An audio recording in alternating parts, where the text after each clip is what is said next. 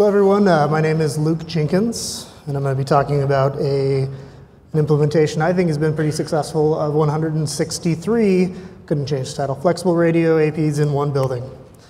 I'm a senior network engineer at Weber State University, Weber not Weber, in Ogden, Utah.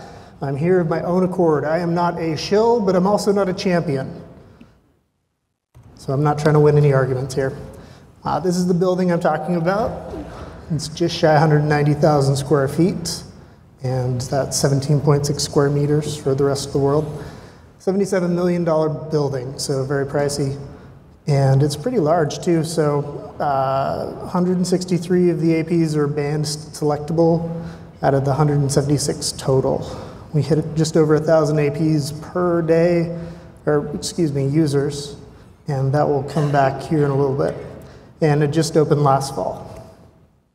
So this is a quote from Keith, and note the date, but the old design methodology of in a pinch, design for 5 gigahertz, and then turn off about half of the 2.4 radios. Everybody remembers when that was the way to do design in a pinch, or if you're just trying to get somebody to think about design a bit. This was from a UEN Tech Summit in Salt Lake.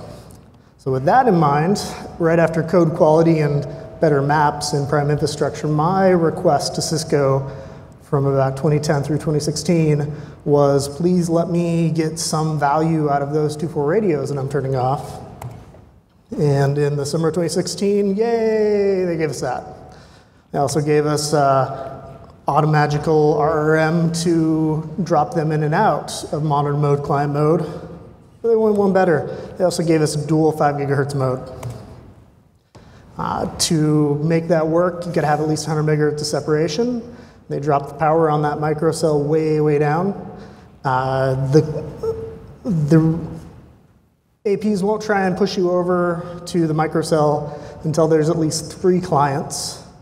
And if you don't have probe suppression on, if you're just relying on 802.11k and V, your take rate is gonna be really low. GT in his talk the other day, 2 days ago, said that the take rate at the case he was looking at was about 5%, and that's pretty close to what I'm seeing because I'm not able to do probe suppression. So remember, about 1,000 clients, 170 some odd APs, average number of users. There's not going to be that many radios that have been pushed to 5 gigahertz, dual 5 gig, and have more than 3 clients on them.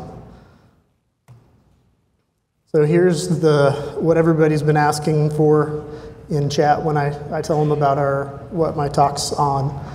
These are the configs that I'm using. It's not best practices, it's just what's working well for me. The code has been very rocky for the new OSs. Anybody who's running a 28 or a 3800 AP will definitely attest to that one. We're on 8.2MR4, and 8.2MR5 should be out January, they said. So it should be out pretty soon. And the what? Yeah, the 32nd of January, 2018. The one I really want to point out, though, is the monitor timeout factor. This is a setting that is, you would think, very unrelated to flexible radio and RRM, but a version or two back, they twiddled with that setting to make people happy in prime infrastructure, or to make their radios go away, or something related to prime infrastructure mapping. You want to get that back up to 60 for FRA to actually work. And like I said, we are not using probe suppression. I try it out every year or two, and user experience just isn't there. So we're relying just on KMV for macro-micro steering. So how's user experience? One ticket.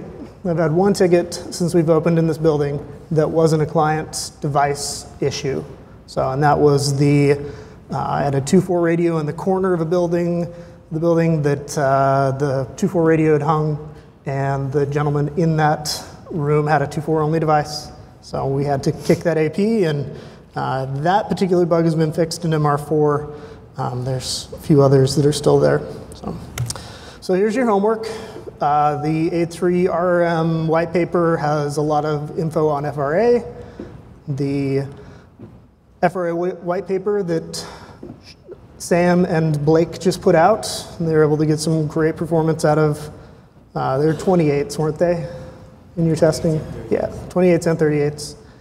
And also, if you're watching the recording of this, I recorded people, make sure and go back and watch that recording of GT's 10 Talk from Monday.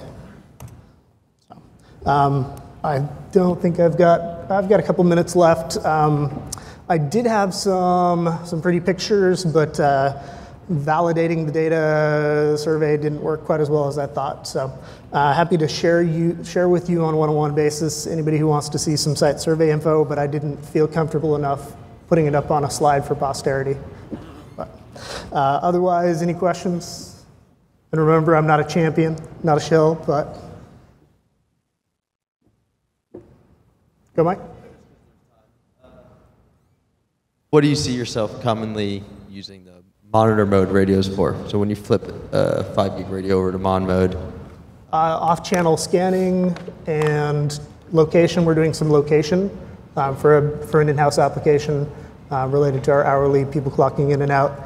And so this way I don't have to dedicate any APs to monitor mode. There's enough that get set to monitor mode to give me a really good location in that building. But could be useful for whips and things like that as well. Thank you.